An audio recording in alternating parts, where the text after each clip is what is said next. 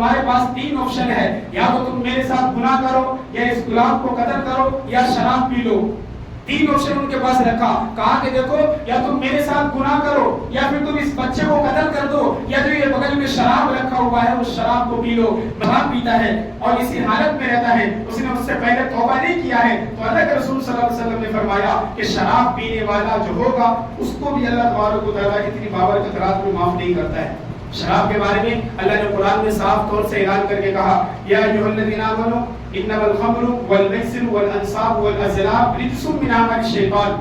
اللہ نے یہ فرمایا، آگے فرمایا انما یرید الشیطان ان یوقع بینکم العداوۃ والبغضاء فی الخمر والمیسر ویصدکم عن ذکر اللہ وعن الصلاۃ۔ اس آیت کے اندر اللہ تبارک و تعالیٰ نے ایمان والوں سے کہا، اے ایمان والو، یہ شراب، جوا، تیر اندازی، یہ سارے چیزیں جو ہے وہ تمہارے ایمان کو خراب کرنے والا ہے، یہ نجس ہے، یہ گندگی ہے، ان چیزوں سے دور ہو جاؤ۔ اس آیت کے اندر اللہ نے فرمایا کہ یہ شیطان کا عمل ہے، اور شیطان کا جو بھی عمل ہے وہ شریعت کے اندر حرام ہے، اللہ کے نظر میں ناپسندیدہ ہے، اللہ کے رسول صلی اللہ علیہ وسلم نے اس عمل سے کرنے سے خاص طور سے منع کیا ہے۔ اب دیکھیں اللہ نے ہمیں عقل دیا ہے، اس کائنات میں سب سے بہترین اور اشرف المخلوقات اگر کسی کو بنایا ہے تو وہ انسانوں کو بنایا ہے۔ اب دیکھیں انسان کے اندر اللہ نے انسان کو جو سب سے اونچا درجہ دیا ہے وہ اسی بنا پر دیا ہے کہ اللہ نے انسانوں کو عقل دیا ہے، صحیح اور غلط سمجھنے کا طریقہ دیا ہے۔ آج دیکھیں اللہ نے انسانوں کو اتنا عقل دیا ہے کہ انسان ہوائی جہاز بنا کر، فلائٹ بنا کر اس کو اڑا رہا ہے ہواؤں کے اندر۔ یہ کوالٹی اللہ نے کسی اور کے اندر نہیں دیا ہے، لیکن اسی جگہ پر اللہ نے اتنا عقل دیا، اتنی سمجھ دی ہے، لیکن اسی جگہ پر اگر کوئی انسان شراب پی لیتا ہے، اگر کوئی انسان شراب کے نشے میں لت ہو جاتا ہے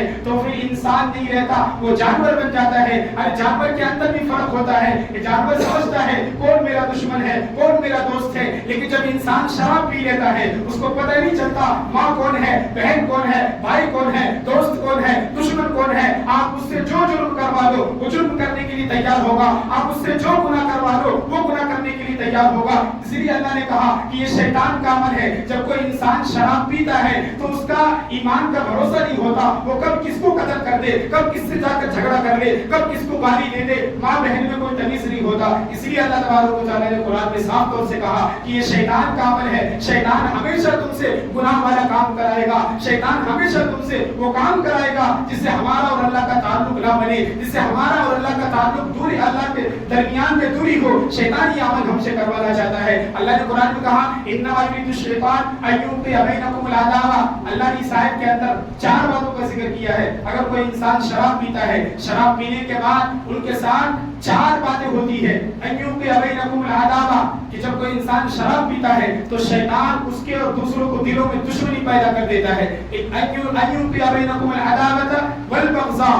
اور اس کے دل میں دوسروں کے لیے نفرت پیدا کر دیتا ہے۔ وہ اپنے آپ کو سب سے بڑا آدمی سمجھنے لگتا ہے۔ انسان جب شراب پی لیتا ہے تو وہ انسان نہیں رہتا، وہ اپنے آپ کو دوسری دنیا میں والا سمجھتا ہے، اپنے آپ کو سمجھتا ہے کہ میں اس دنیا کا ہوں ہی نہیں، باقی دنیا میں جتنے بھی لوگ ہیں سارے میرے سے نیچے ہیں۔ تو وہ اس عمل سے، اس کوالٹی سے وہ دوسروں کو نیچا سمجھتا ہے، اس کے ذریعے سے، اس کی وجہ سے سامنے والے کے دل میں نفرت پیدا ہوتی ہے، وہ اس سے دشمنی کرنے لگتا ہے۔ شراب کی حالت میں کوئی بھی مسلمان بھائی ان کے قریب جانا بھی نہیں پسند کرتا۔ جو شراب نہیں پیتا ہے آپ ان سے جا کر پوچھیں، اگر ان کے گھر میں، ان کے آس پاس ان کا دوست کوئی شراب پینے والا ہے تو اس کے دل میں کتنی بے چینی ہوتی ہے۔ جب کبھی ان سے ملاقات ہوتا ہے پریشان دیتا ہے، اسی کو کہتے ہیں آپس میں نفرت ہونے لگتی ہے، آپس میں عداوت ہونے لگتی ہے۔ اور آگے اللہ نے فرمایا ان ذکر اللہ ویصدکم عن ذکر اللہ۔ چوتھی تیسری بات جو ان کے ساتھ ہوگا کہ جب کوئی انسان شراب پیتا ہے تو شیطان اس کو اللہ کے ذکر سے روک دیتا ہے۔ آپ نے دیکھا ہے کبھی کوئی شرابی ہو نماز پڑھنے مسجد آیا ہو، کبھی کوئی شرابی ہو وہ کوئی نیک کام کر رہا ہو، شراب پینے والا انسان جو ہوتا ہے وہ شیطان کے قبضے میں ہوتا ہے۔ شیطان ان سے وہی کام کرائے گا جو شیطان اللہ سے وعدہ کر کے آیا ہے کہ میں تیری امت کو سیدھے راستے سے بھٹکاؤں گا، میں تیری امت کو جنت میں لے جانے والے جتنے بھی اعمال ہوں گے ان سے دور کروں گا۔ تو یہ تیسری بات اور آخری چوتھی بات اللہ نے قرآن میں بیان فرمایا الصلاۃ، کہ جب انسان کوئی شراب پیتا ہے تو شیطان اس کو نماز سے روکتا ہے۔ ہم نے آج تک نہیں دیکھا، آپ نے بھی نہیں دیکھا ہوگا کوئی شرابی ٹوپی پہن کر کے نماز پڑھنے کے لیے مسجد میں آیا ہو، کبھی بھول سے بھی نہیں آتا کیونکہ شیطان ان کو یہ کام کرنے نہیں دیتا ہے۔ تو اللہ کے رسول صلی اللہ علیہ وسلم نے شراب کو ام الخبائث کہا ہے۔ ام الخبائث کا مطلب یہ ہے کہ برائی جتنے بھی دنیا میں ساری برائی کا اگر کوئی جڑ ہے تو وہ شراب ہے۔ شراب پینے کے بعد انسان سے وہ کام ہو جاتا ہے جس کا وہ سوچ بھی نہیں سکتا. اسی کو امام بیہقی رحمۃ اللہ علیہ نے سنن کبریٰ کے اندر ایک واقعہ نقل کیا ہے. حضرت عثمان رضی اللہ تعالیٰ عنہ کی روایت ہے. انہوں نے فرمایا کہ اللہ کے رسول صلی اللہ علیہ وسلم نے بنی اسرائیل کے ایک شخص کا واقعہ بیان کیا کہ وہ بہت بڑا عبادت گزار تھا, بہت زیادہ عبادت کرنے والا تھا, ہمیشہ دنیا کے لوگوں سے الگ رہتا تھا, ہمیشہ ہر وقت ہر گھڑی اللہ کی عبادت میں لگا رہتا تھا, زیادہ لوگوں سے ملتا نہیں تھا, جب بھی کوئی کام ہو تبھی ملتا تھا ورنہ عبادت میں لگ جاتا تھا. ایسے شخص پر ایک عورت کا دل آ گیا. اس عورت نے اپنی خادمہ کو بولا کہ جاؤ فلاں شخص کو بلا کر لاؤ ہمارے قبیلے میں. وہ گئی اور کہا کہ دیکھو تمہیں ایک عورت بلا رہی ہے, اس کو کسی چیز کی شہادت دینی ہے, گواہی دینی ہے, تم سے کوئی مسئلہ پوچھنا ہے, کوئی بات پوچھنی ہے. وہ بیچارہ نیک دل انسان وہ گیا اور جانے لگا تو اس کی جو باندیاں تھی انہوں نے پیچھے سے دروازے بند کرتے گیا. آخر میں جب وہ پہنچا تو اس نے دیکھا کہ سامنے خوبصورت عورت کھڑی ہے, بیٹھی ہوئی ہے, اس کے بغل میں غلام ہے اور اس کے بغل میں شراب کی بوتل رکھی ہوئی ہے. اس عورت نے کہا کہ میں نے تمہیں جو یہاں بلایا ہے وہ اس لیے نہیں بلایا کہ مجھے تم سے کوئی گواہی لینی ہے, تم سے کوئی بات پوچھنی ہے, بلکہ میں نے اس لیے بلایا ہے کہ تمہارے پاس 3 آپشن ہے, یا تو تم میرے ساتھ گناہ کرو, یا اس غلام کو قتل کرو, یا شراب پی لو.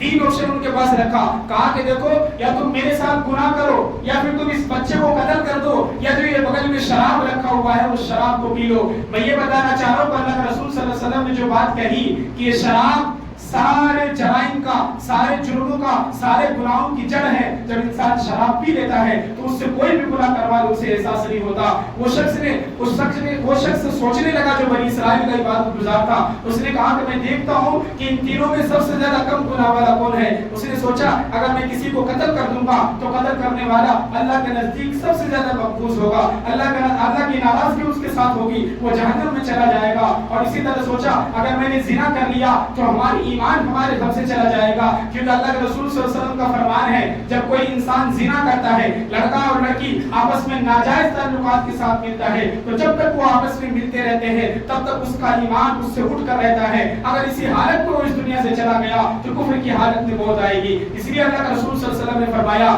کہ زنا کرنے والا جو ہوتا ہے اس کو اس رات میں معافی نہیں ہوتی. تو میں یہ کہہ رہا تھا کہ وہ شخص سوچنے لگا اگر میں نے زنا کر لیا تو یہ بھی بہت بڑا جرم ہو جائے گا, بہت بڑا گنہگار بن جاؤں گا. اس کے بعد اس نے سوچا کہ یہ آخر میں تیسرے نمبر پر شراب ہے, شراب پی لوں گا, صرف تھوڑا سا گناہ ہوگا کہ میں شراب پینے والا بنوں گا, وہ قتل کرنے اور زنا کرنے سے تو بچ جاؤں گا. اس کے بعد اس نے شراب پی لیا. شراب پینے کے بعد جب اس کو نشہ چلا تو اس نے اس عورت کے ساتھ زنا بھی کیا, اس بچے کو قتل بھی کیا. آپ دیکھیں ایک شراب اس نے اپنے آپ کو چھوٹا سمجھ کر پیا, لیکن جب شراب پی لیا تو اس نے وہ زنا بھی کیا جس کی عورت نے پہلی شرط لگائی تھی. اس کے بعد وہ غلام جو بچہ تھا اس کو بھی قتل کر دیا. اسی لیے اللہ کے رسول صلی اللہ علیہ وسلم نے فرمایا کہ شراب جو ہے وہ ام الخبائث ہے, سارے جرائم اور سارے گناہوں کی جڑ ہے. اس لیے ہم میں سے اگر کوئی مسلمان اس کی عادی ہے, اگر کوئی مسلمان بھائی پیتا ہے تو ہمارا حق بنتا ہے ہم ان کو جا کر سمجھائیں کہ یہ ہماری شریعت میں حرام ہے, ہم ان کو جا کر بتائیں کہ یہ چیزیں کرنے سے اللہ ناراض ہوتا ہے, رسول اللہ ناراض ہوتا ہے, یہ چیزیں کرنے سے ہمارا ایمان کا جو لذت ہے, ہماری ایمان کی جو نورانیت ہے وہ ہم سے ختم ہو جاتی ہے. جب تک ہم جا کر ان سے نہیں ملیں گے, ان کو نہیں بتائیں گے, اگر ہمارا کوئی خاندان میں, ہمارا کوئی آس پاس, ہمارا کوئی بھائی اگر رہتا ہے اور ہم نے اگر اس کو اس بارے میں نہیں بتایا, اگر ہم نے اس کو دین کی دعوت نہیں دی, اگر ہم نے اس کو اس برے جرم سے, اس برے گناہ سے روکنے کے لیے نہیں کہا, تو اللہ کے سامنے ہماری بھی پکڑ ہوگی کہ ہم نے بھی اللہ کے رسول صلی اللہ علیہ وسلم کا فرمان جو ہم نے کئی بار سنا ہے کہ ہم نے تمہیں زندگی دی تھی کہاں خرچ کیا, یہ جو اللہ سوال کرے گا اس میں یہی بات آئے گی تمہارے آس پاس رہنے والے, تمہارا بھائی, تمہارا دوست, تمہارا پڑوسی اتنے بڑے گناہ میں ملوث تھا, تمہارا حق بنتا تھا تم اس کو جا کر روکتے.